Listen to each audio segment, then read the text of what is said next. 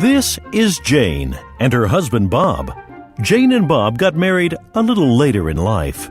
They've been having a lot of fun learning how to make a baby.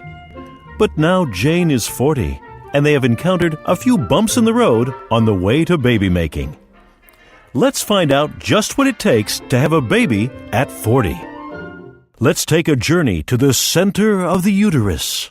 This is Uta, Jane's uterus. I mean, Uta the Uterus. Hello, Uta. Hello.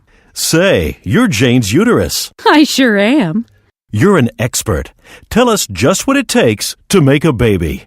Sure.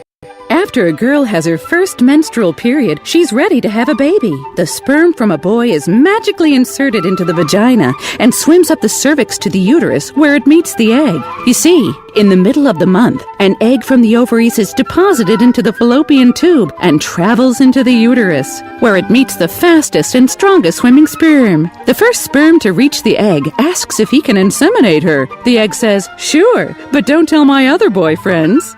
Then the sperm burrows into the egg and a baby starts to grow. The uterus grows a nice, plush growing place for the baby, kind of like a blood blanket. And then, 9 months later, a baby is born. Sounds easy. Not so fast. Not everyone can have a baby so easily. That's where the special doctors and nurses come in.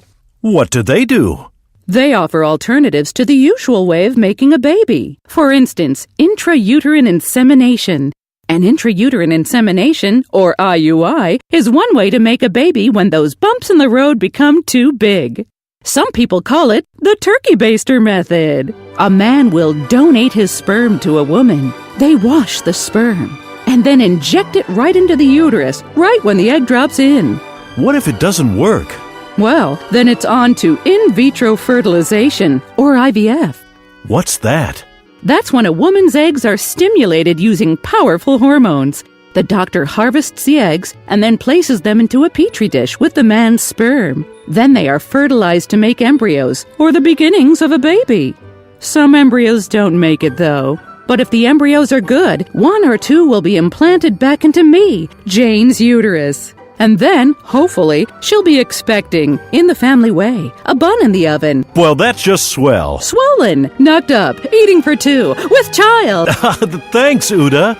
You know, folks, Jane isn't the only one who has problems. There are so many who struggle with infertility. Let's take a look at another couple, Kathleen and Pep. Kathleen and Pep also got married a little later in life.